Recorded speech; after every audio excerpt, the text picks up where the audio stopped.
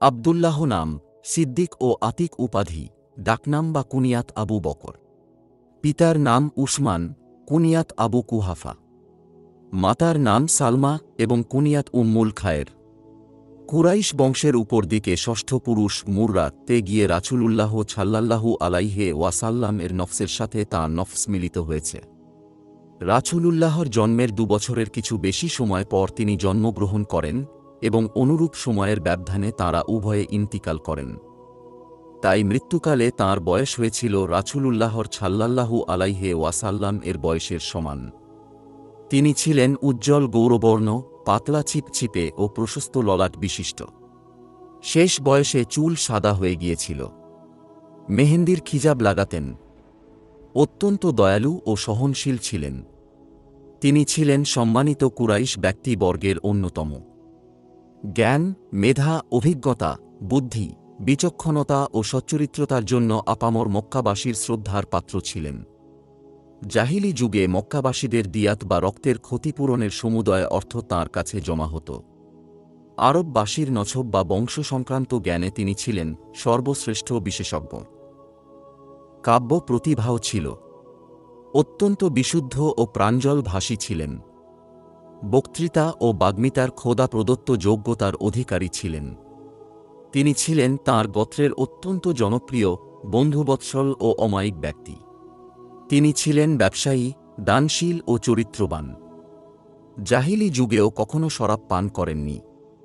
তাঁর অমায়িক মেলামেশা, পাণ্ডিত্য ও ব্যবসায়িক দক্ষতার কারণে অনেকেই তাঁর সাথে বন্ধুত্ব ও সখ্যতা স্থাপন করত। তাঁর বাড়িতে প্রতিদিন মক্কার বিশিষ্ট ব্যক্তিদের নিয়মিত বৈঠক বসত। হযরত আবু বকরের পিতা আবু কুহাফা কুরাইশদের মধ্যে যথেষ্ট মর্যাদাবান ব্যক্তি ছিলেন। তিনি ছিলেন বয়োবৃদ্ধ ও সচ্ছল। তাঁর গৃহ কেবল ব্যবসা বাণিজ্যের জন্য প্রসিদ্ধ ছিল না, সামাজিক কর্মকাণ্ডেও তাঁর মতামত অত্যন্ত শ্রদ্ধার সাথে গ্রহণ করা হতো। মক্কা বিজয় পর্যন্ত ইসলামের প্রতি তিনি আকৃষ্ট না হলেও পুত্র আবু বকরকে ইসলাম থেকে ফিরিয়ে রাখার চেষ্টা করেছেন এমন কোনো প্রমাণ ইতিহাসে পাওয়া যায় না। অবশ্য হযরত আলী রাদিয়াল্লাহু আনহুকে তিনি দেখলে মাঝে মধ্যে বলতেনও, এই ছোকরারাই আমার ছেলেটিকে বিগড়ে দিয়েছে। মক্কা বিজয়ের দিন রাসূলুল্লাহর সাল্লাল্লাহু আলাইহি ওয়াসাল্লামের খিদমতে হাজির হয়ে ইসলামের ঘোষণা দেন। হিজরি 14 সনে প্রায় 100 বছর বয়সে ইন্তিকাল করেন। শেষ বয়সে দৃষ্টিশক্তি হারিয়ে ফেলেছিলেন। হযরত আবু বকরের মা উম্মুল খায়ের স্বামীর বহু পূর্বে মক্কায় ইসলামের প্রথম পর্যায়ে ইসলাম গ্রহণ করেছিলেন। মক্কার দারুল আরকামে ইসলাম গ্রহণকারীদের মধ্যে তিনি অন্যতম। স্বামীর মতো তিনিও দীর্ঘজীবন লাভ করেন। প্রায় 90 বছর বয়সে ছেলেকে খিলাফতের পদে অধিষ্ঠিত রেখে ইহলোক ত্যাগ করেন। আবু বকর ছিলেন পিতার একমাত্র পুত্র সন্তান। অত্যন্ত আদর যত্ন ও বিলাসিতার মধ্যে পালিত হন। শৈশব থেকে যৌবনের সূচনা পর্যন্ত পিতার উপর নির্ভরশীল ছিলেন। 20 বছর বয়সে পিতার ব্যবসা বাণিজ্যের দায়িত্ব নিজ কাঁধে তুলে নেন। শৈশব থেকে রাসূলুল্লাহ সাল্লাল্লাহু আলাইহি ওয়াসাল্লাম এর সঙ্গে আবু বকরের বন্ধুত্ব ছিল। তিনি রাসূলুল্লাহ সাল্লাল্লাহু আলাইহি ওয়াসাল্লাম এর অধিকাংশ বাণিজ্য সফরের সঙ্গী ছিলেন। একবার রাসূলুল্লাহ সাল্লাল্লাহু আলাইহি ওয়াসাল্লাম এর সঙ্গে ব্যবসায় উপলক্ষে সিরিয়া যান। তখন তাঁর বয়স প্রায় 18 এবং রাসূলুল্লাহ সাল্লাল্লাহু আলাইহি ওয়াসাল্লাম বয়স 20। তাঁরা যখন সিরিয়া সীমান্তে বিশ্রামের জন্য রাসূল সাল্লাল্লাহু আলাইহি ওয়াসাল্লাম একটি গাছের নিচে বসেন। আবু বকর একটু সামনে এগিয়ে এদিক ওদিক দেখতে লাগলেন। এক খ্রিস্টান পাদ্রীর সাথে তাঁর দেখা হয় এবং ধর্ম বিষয়ে কিছু কথাবার্তা হয়। আলাপের মাঝখানে পাদ্রী জিজ্ঞেস করে, ওখানে গাছের নিচে কে? আবু বকর বললেন, এক কুরাইশ যুবক, নাম মুহাম্মদ বিন আবদুল্লাহ। পাদ্রী বলে উঠল, এ ব্যক্তি আরবদের নবী হবেন। কথাটি আবু বকরের অন্তরে গেঁথে যায়। তখন থেকেই তাঁর অন্তরে রাসূলুল্লাহ সাল্লাল্লাহু আলাইহি ওয়াসাল্লাম এর প্রকৃত নবী হওয়া সম্পর্কে প্রত্যয় দৃঢ় হতে থাকে। ইতিহাসে এ পাদ্রীর নাম বুহাইরা বা নাস্তুরা বলে উল্লেখিত হয়েছে। রাসূলুল্লাহ সাল্লাল্লাহু আলাইহি ওয়াসাল্লাম নবুয়াত লাভের ঘোষণায় মক্কায় হইচই পড়ে গেল। মক্কার প্রভাবশালী ধনী নেতৃবৃন্দ তাঁর বিরোধিতায় কোমর বেঁধে লেগে যায়। কেউ বা তাঁকে মাথা খারাপ, কেউ বা জিনে ধরা বলতে থাকে। নেতৃবৃন্দের ইঙ্গিতে ও তাদের দেখাদেখি সাধারণ লোকেরাও ইসলাম থেকে দূরে সরে থাকে। কুরাইশদের ধনবান ও সম্মানী ব্যক্তিদের মধ্যে একমাত্র আবু বকর রাসূলুল্লাহ সাল্লাল্লাহু আলাইহি ওয়াসাল্লামকে সঙ্গ দেন, তাকে সাহস দেন এবং বিনা দ্বিধায় তাঁর নবুয়তের প্রতি ঈমান আনেন। এই প্রসঙ্গে রাসূল সাল্লাল্লাহু আলাইহি ওয়াসাল্লাম বলেছেন, আমি যাকেই ইসলামের দাওয়াত দিয়েছি একমাত্র আবু বকর ছাড়া প্রত্যেকের মধ্যে কিছু না কিছু দ্বিধার ভাব লক্ষ্য করেছি। এভাবে আবু বকর হলেন বয়স্ক আজাদ লোকদের মধ্যে প্রথম মুসলমান। হযরত আবু বকর সিদ্দিক রাদিয়াল্লাহু আনহু ছিলেন অত্যন্ত দয়ালু ও সত্যনিষ্ঠ। সত্য ও ন্যায়ের ঝান্ডা পৃথিবীর জমিনে প্রতিষ্ঠা করার জন্য তাঁর যথাসর্বস্ব ত্যাগের মহিমা বিরল। হযরত আবু বকর সিদ্দিক রাদিয়াল্লাহু আনহু কে জনৈক ব্যক্তি গালি দিলে বা মন্দ বললে তিনি জবাবে বলেছিলেন, যদি তুমি সত্যবাদী হও এবং আমি অপরাধী ও মন্দ হই, তাহলে আল্লাহ যেন আমাকে ক্ষমা করেন। পক্ষান্তরে যদি তুমি মিথ্যা বলে থাকো তাহলে আল্লাহ যেন তোমাকে ক্ষমা করেন। কুরতুবী। রাসূল সাল্লাল্লাহু আলাইহি ওয়াসাল্লাম এরশাদ করেন, আমার উম্মতের মাঝে আবু বকরই বেশি দয়ালু। নবী করিম সাল্লাল্লাহু আলাইহি ওয়াসাল্লাম আরও বলেন, বন্ধুত্ব ও সাহায্য আবু বকরই আমাকে বেশি করেছিলেন। ইহজগতে যদি আল্লাহ ছাড়া অন্য কাউকে বন্ধু হিসেবে গ্রহণ করতাম তাহলে আবু বকরকেই করতাম। মুসলমান হওয়ার পর ইসলামের ভিত্তি সুদৃঢ় করার লক্ষ্যে তিনি রাসূলুল্লাহ সাল্লাল্লাহু আলাইহি ওয়াসাল্লাম এর সাথে দাওয়াতি কাজে আত্মনিয়োগ করেন। মক্কার আশপাশের গোত্রসমূহে ইসলামের দাওয়াত দিতেন। হজ্জের মৌসুমে বিভিন্ন তাঁবুতে গিয়ে লোকদের দাওয়াত দিতেন। বহিরাগত লোকদের কাছে ইসলামের ও রাসূল সাল্লাল্লাহু আলাইহি ওয়াসাল্লাম এর পরিচয় তুলে ধরতেন। এভাবে আরববাসী রাসূলুল্লাহ সাল্লাল্লাহু আলাইহি ওয়াসাল্লাম প্রচারিত দ্বীন সম্পর্কে অবহিত হয়ে তাঁর ওপর ঈমান আনে। তাঁর ব্যক্তিগত প্রভাব ও চেষ্টায় তৎকালীন কুরাইশ বংশের বিশিষ্ট যুবক উসমান, জুবাইর, আব্দুর রহমান, সাদ ও তালহার মতো ব্যক্তিরা সহ আরও অনেকে ইসলাম গ্রহণ করেছিলেন। রাসূলুল্লাহ সাল্লাল্লাহু আলাইহি ওয়াসাল্লাম যখন নবুয়াতের প্রকাশ্য ঘোষণা দিলেন, আবু বকরের নিকট তখন 40,000 দিরহাম। ইসলামের জন্য তিনি তাঁর সকল সম্পদ ওয়াকফ করে দেন। কুরাইশদের যেসব দাস দাসী ইসলাম গ্রহণের কারণে নিগৃহীত ও নির্যাতিত হচ্ছিল, এ অর্থ দ্বারা তিনি সেই সব দাস দাসী খরিদ করে আজাদ করেন। 13 বছর পর যখন রাসূলুল্লাহ সাল্লাল্লাহু আলাইহি ওয়াসাল্লাম এর সাথে তিনি মদিনায় হিজরত করেন, তখন তাঁর কাছে এ অর্থের মাত্র 2,500 দিরহাম অবশিষ্ট ছিল। অল্পদিনের মধ্যে অবশিষ্ট দিরহামগুলিও ইসলামের জন্য ব্যয়িত হয়। বেলাল, খাব্বাব, আম্মারের মা সুমাইয়া, সুহাইব, আবু ফুকাইহ প্রমুখ দাস দাসী তাঁরই অর্থের বিনিময়ে দাসত্বের শৃঙ্খল থেকে মুক্তি লাভ করেন। তাই পরবর্তীকালে রাসূলুল্লাহ সাল্লাল্লাহু আলাইহি ওয়াসাল্লাম বলেছেন, আমি প্রতিটি মানুষের ইহসান পরিশোধ করেছি, কিন্তু আবু বকরের ইহসানসমূহ এমন যে তা পরিশোধ করতে আমি অক্ষম। তার প্রতিদান আল্লাহ দেবেন। তার অর্থ আমার উপকারে যেমন এসেছে, অন্য কারো অর্থ তেমন আসেনি। রাসূলুল্লাহ সাল্লাল্লাহু আলাইহি ওয়াসাল্লাম মুখে মেরাজের কথা শুনে অনেকেই যখন বিশ্বাস অবিশ্বাসের মাঝখানে দোল খাচ্ছিল, তখন তিনি দ্বিধাহীন চিত্তে বিশ্বাস স্থাপন করেছিলেন। হযরত হাসান রাদিয়াল্লাহু আনহু বলেন, মেরাজের কথা শুনে বহু সংখ্যক মুসলমান ইসলাম ত্যাগ করে। লোকেরা আবু বকরের কাছে গিয়ে বলে, আবু বকর, তোমার বন্ধুকে তুমি বিশ্বাস করো। সে বলেছে সে নাকি গতরাতে বাইতুল মুকারদাসে গিয়েছে, সেখানে সে নামাজ পড়েছে, অতঃপর মক্কায় ফিরে এসেছে। আবু বকর বললেন, তোমরা কি তাকে অবিশ্বাস করো? তারা বলল, হ্যাঁ, ওই তো মসজিদে বসে লোকজনকে এ কথাই বলছে। আবু বকর বললেন, আল্লাহর কসম, তিনি যদি এ কথা বলে থাকেন তাহলে সত্য কথাই বলেছেন। এতে অবাক হওয়ার কি দেখলে? তিনি তো আমাকে বলে থাকেন তাঁর কাছে আল্লাহর কাছ থেকে ওহী আসে। আকাশ থেকে ওহী আসে মাত্র এক মুহূর্তের মধ্যে। তাঁর সে কথাও আমি বিশ্বাস করি। তোমরা যে ঘটনায় বিস্ময় প্রকাশ করছ, এটা তার চেয়েও বিস্ময়কর। তারপর তিনি রাসূলুল্লাহ সাল্লাল্লাহু আলাইহি ওয়াসাল্লাম তর কাছে গিয়ে হাজির হলেন। তিনি জিজ্ঞেস করলেন, হে আল্লাহর নবী, আপনি কি জনগণকে বলছেন যে আপনি গতরাতে বাইতুল মুকারদাস ভ্রমণ করেছেন? তিনি বললেন, হ্যাঁ। আবু বকর বললেন, আপনি ঠিকই বলেছেন। আমি সাক্ষ্য দিচ্ছি, আপনি নিঃসন্দেহে আল্লাহর রাসূল। রাসূলুল্লাহ সাল্লাল্লাহু আলাইহি ওয়াসাল্লাম বললেন, হে আবু বকর, তুমি সিদ্দিক। এভাবে আবু বকর সিদ্দিক উপাধিতে ভূষিত হন। মক্কায় রাসূলুল্লাহ সাল্লাল্লাহু আলাইহি ওয়াসাল্লাম এর অভ্যাস ছিল প্রতিদিন সকাল সন্ধ্যায় আবু বকরের বাড়িতে গমন করা। কোনো বিষয়ে পরামর্শের প্রয়োজন হলে তাঁর সাথে পরামর্শ করা। রাসূল সাল্লাল্লাহু আলাইহি ওয়াসাল্লামের দাওয়াত ও তাবলীগের উদ্দেশ্য কোথাও গেলে তিনিও সাধারণত সঙ্গে থাকতেন।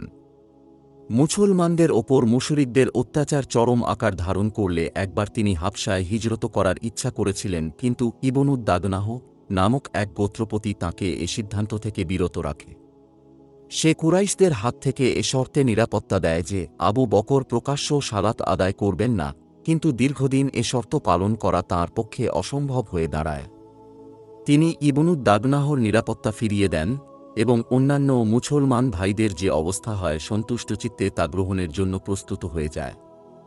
রাসূলুল্লাহ সাল্লাল্লাহু আলাইহি ওয়াসাল্লাম হিজরতের সেই কঠিন মুহূর্তে আবু বকরের কুরবানি, বুদ্ধিমত্তা, ধৈর্য ও বন্ধুত্বের কথা ইতিহাসে চিরদিন অম্লান হয়ে থাকবে। তাঁর সাহচর্যের কথা তো পবিত্র কুরআনে স্পষ্টভাবে ঘোষিত হয়েছে। ইবন ইসহাক বলেন, আবু বকর রাসূলুল্লাহ সাল্লাল্লাহু আলাইহি ওয়াসাল্লাম এর কাছে হিজরতের অনুমতি চাইলে রাসূলুল্লাহ সাল্লাল্লাহু আলাইহি ওয়াসাল্লাম তাকে বলতেন, তুমি তাড়াহুড়া করো না, আল্লাহ হয়তো তোমাকে একজন সহযাত্রী জুটিয়ে দেবেন। আবু বকর এ কথা শুনে ভাবতেন যে রাসূলুল্লাহ সাল্লাল্লাহু আলাইহি ওয়াসাল্লাম হয়তো নিজের কথাই বলছেন। তাই তিনি তখন থেকেই দুটো উট কিনে অত্যন্ত যত্ন সহকারে পুষতে থাকেন, এই আশায় যে হিজরতের সময় হয়তো কাজে লাগতে পারে। উম্মুল মুমিনিন হযরত আয়েশা রাদিয়াল্লাহু আনহা বর্ণনা করেন, রাসূলুল্লাহ সাল্লাল্লাহু আলাইহি ওয়াসাল্লাম দিনে অন্তত একবার আবু বকরের বাড়িতে আসতেন। যেদিন হিজরতের অনুমতি পেলেন সেদিন দুপুরে আমাদের বাড়িতে আসলেন, এমন সময় কখনো তিনি আসতেন না। তাকে দেখা মাত্র আবু বকর বলে উঠলেন, নিশ্চয় কিছু একটা ঘটেছে। তা না হলে এমন সময় রাসূলুল্লাহ সাল্লাল্লাহু আলাইহি ওয়াসাল্লাম আসতেন না। তিনি বাড়িতে প্রবেশ করলে আবু বকর তাঁর খাটের একধারে সরে বসলেন। আবু বকরের বাড়িতে তখন আমি আর আমার বোন আসমা ছাড়া আর কেউ ছিল না। রাসূলুল্লাহ সাল্লাল্লাহু আলাইহি ওয়াসাল্লাম বললেন, তোমার এখানে অন্য যারা আছে তাদেরকে আমার কাছ থেকে সরিয়ে দাও। আবু বকর বললেন, হে আল্লাহর রাসূল, আমার দুই মেয়ে ছাড়া আর কেউ নেই। আপনার কি হয়েছে? রাসূলুল্লাহ সাল্লাল্লাহু আলাইহি ওয়াসাল্লাম বললেন, আল্লাহ আমাকে হিজরত করার অনুমতি দিয়েছেন। আবু বকর জিজ্ঞেস করলেন, আমিও কি সঙ্গে যেতে পারব? রাসূলুল্লাহ সাল্লাল্লাহু আলাইহি ওয়াসাল্লাম বললেন, হ্যাঁ, যেতে পারবে। আয়েশা বলেন, সেদিনের আগে আমি জানতাম না যে মানুষ আনন্দের আতিশয্য এত কাঁদতে পারে। আমি আবু বকর রাদিয়াল্লাহু আনহুকে সেদিন কাঁদতে দেখেছি। অতঃপর আবু বকর রাদিয়াল্লাহু আনহু বললেন, হে আল্লাহর রাসূল, এই দেখুন, আমি এই উট দুইটা এই কাজের জন্যই প্রস্তুত করে রেখেছি। তাঁরা আব্দুল্লাহ ইবন উরাইকাতকে পথ দেখিয়ে নেয়ার জন্য ভাড়া করে সাথে নিলেন। সে ছিল মুশরিক, তবে বিশ্বাসভাজন। রাতের আঁধারে তাঁরা আবু বকরের বাড়ির পেছন দরজা দিয়ে বের হলেন এবং মক্কার নিম্নভূমিতে শাওর পর্বতের একটি গুহায় আশ্রয় নিলেন। হাসান বসরি রাদিয়াল্লাহু আনহু থেকে ইবন হিশাম বর্ণনা করেন, তাঁরা রাতে শাওর পর্বতের গুহায় পৌঁছাল। রাসূলুল্লাহ সাল্লাল্লাহু আলাইহি ওয়াসাল্লাম প্রবেশের আগে আবু বকর রাদিয়াল্লাহু আনহু গুহায় প্রবেশ করলেন। সেখানে কোনো হিংস্র প্রাণী বা সাপ বিচ্ছু আছে কিনা তা দেখে নিলেন।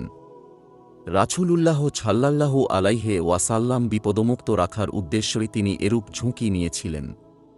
মক্কায় উম্মুল মুমিনিন হযরত খাদিজা ওফাতের পর রাসূল সাল্লাল্লাহু আলাইহি ওয়াসাল্লামকে যখন আবু বকর রাদিয়াল্লাহু আনহু বিমর্ষ দেখলেন, অত্যন্ত নিষ্ঠা ও আদব সহকারে নিজের অল্পবয়স্কা কন্যা আয়েশাকে রাসূলুল্লাহ সাল্লাল্লাহু আলাইহি ওয়াসাল্লামের সাথে বিয়ে দেন। মোহরের অর্থ নিজেই পরিশোধ করেন। হিজরতের পর সকল অভিযানে তিনি রাসূলুল্লাহ সাল্লাল্লাহু আলাইহি ওয়াসাল্লাম এর সাথে অংশগ্রহণ করেন। কোনো একটি অভিযানেও অংশগ্রহণ থেকে বঞ্চিত হননি। তাবুক অভিযানে তিনি ছিলেন মুসলিম বাহিনীর পতাকাবাহী। এ অভিযানের সময় রাসূলুল্লাহ সাল্লাল্লাহু আলাইহি ওয়াসাল্লাম এর আবেদনে সাড়া দিয়ে বাড়িতে যা কিছু অর্থ সম্পদ ছিল সবই তিনি রাসূলুল্লাহ সাল্লাল্লাহু আলাইহি ওয়াসাল্লাম এর হাতে তুলে দেন। আল্লাহর রাসূল সাল্লাল্লাহু আলাইহি ওয়াসাল্লাম জিজ্ঞেস করেন, ছেলে মেয়েদের জন্য বাড়িতে কিছু রেখেছ কি? জবাব দিলেন, তাদের জন্য আল্লাহ ও আল্লাহর রাসূলই যথেষ্ট। মক্কা বিজয়ের পর নবম হিজরিতে প্রথম ইসলামী হজ আদায় উপলক্ষে রাসূলুল্লাহ সাল্লাল্লাহু আলাইহি ওয়াসাল্লাম আবু বকর রাদিয়াল্লাহু আনহু আমিরুল হজ নিয়োগ করেন। রাসূলুল্লাহ সাল্লাল্লাহু আলাইহি ওয়াসাল্লাম অন্তিম রোগশয্যায় তাঁরই নির্দেশে মসজিদে নববীর নামাজের ইমামতির দায়িত্ব পালন করেন। মোট কথা, রাসূলুল্লাহ সাল্লাল্লাহু আলাইহি ওয়াসাল্লাম এর জীবদ্দশায় আবু বকর রাদিয়াল্লাহু আনহু তাঁর উজির ও উপদেষ্টার ভূমিকা পালন করেন। হযরত আবু বকর রাদিয়াল্লাহু আনহু এর আরেকটি অবদান পবিত্র কুরআনের সংকলন ও সংরক্ষণ। তাঁর খিলাফত কালের প্রথম অধ্যায়ে আরবের বিভিন্ন স্থানে বিদ্রোহ দেখা দেয়। সেই সব বিদ্রোহ দমন করতে গিয়ে কয়েকশত হাফেজ কুরআন শাহাদাত বরণ করেন। শুধুমাত্র মুসায়লামা কাযাবের সাথে যে যুদ্ধ হয় তাতেই ৭০০ হাফেজ শহীদ হন। অতঃপর হযরত উমারের পরামর্শে হযরত আবু বকর রাদিয়াল্লাহু আনহু সম্পূর্ণ কুরআন এক স্থানে গ্রন্থাকারে সংকলন করেন এবং কপিটি নিজের কাছে সংরক্ষণ করেন। ইতিহাসে কুরআনের এই আদি কপিটি মাশহাফে সিদ্দিকী নামে পরিচিত। পরবর্তীকালে হযরত উসমান রাদিয়াল্লাহু আনহুর যুগে কুরআনের যে কপিগুলি করা হয় তা মূলত মাশহাফে সিদ্দিকীর অনুলিপি মাত্র। পবিত্র কুরআন ও রাসূলের বাণীতে আবু বকরের সীমাহীন মর্যাদা ও সম্মানের কথা বহুবার বহু স্থানে ঘোষিত হয়েছে। হযরত আবু বকর রাদিয়াল্লাহু আনহু রাসূলুল্লাহ সাল্লাল্লাহু আলাইহি ওয়াসাল্লাম থেকে হাদিস বর্ণনা করেছেন। আল্লামা জাহাবী তাজকিরাতুল হুফফাজ গ্রন্থে উল্লেখ করেছেন, হাদিস বর্ণনার ক্ষেত্রে তিনি ছিলেন অত্যন্ত সতর্ক। অত্যাধিক সতর্কতার কারণে তাঁর বর্ণিত হাদিসের সংখ্যা অন্যদের তুলনায় খুব কম। উমার, উসমান, আব্দুর রহমান ইবন আউফ, ইবন মাসুদ, ইবন উমার, ইবন আমর, ইবন আব্বাস, হুজাইফা, জাইদ ইবন সাবিত, উকবা, মাকাল, আনাস, আবু হুরাইরা, আবু উমামা, আবু বারাজা, আবু মুছা, তাঁর দুকন্যা আয়েশা ও আসমা প্রমুখ সাহাবী তাঁর থেকে হাদিস বর্ণনা করেছেন। বিশিষ্ট তাবেঈরাও তাঁর থেকে বর্ণনা করেছেন। ১৩ হিজরির ৭ জমাদিউল উখরা হযরত আবু বকর রাদিয়াল্লাহু আনহু জ্বরে আক্রান্ত হন। ১৫ দিন রোগাক্রান্ত থাকার পর হিজরি ১৩ সনের ২১ জামাদিউল উখরা মোতাবিক ৬৩৪ খ্রিস্টাব্দের আগস্ট মাসে ইন্তিকাল করেন। হযরত আয়েশা রাদিয়াল্লাহু আনহা হুজরায় রাসূলুল্লাহ সাল্লাল্লাহু আলাইহি ওয়াসাল্লাম এর পাশে একটু পূব দিকে তাঁকে দাফন করা হয়। তিনি ২ বছর ৩ মাস ১০ দিন খিলাফতের দায়িত্ব পালন করেন।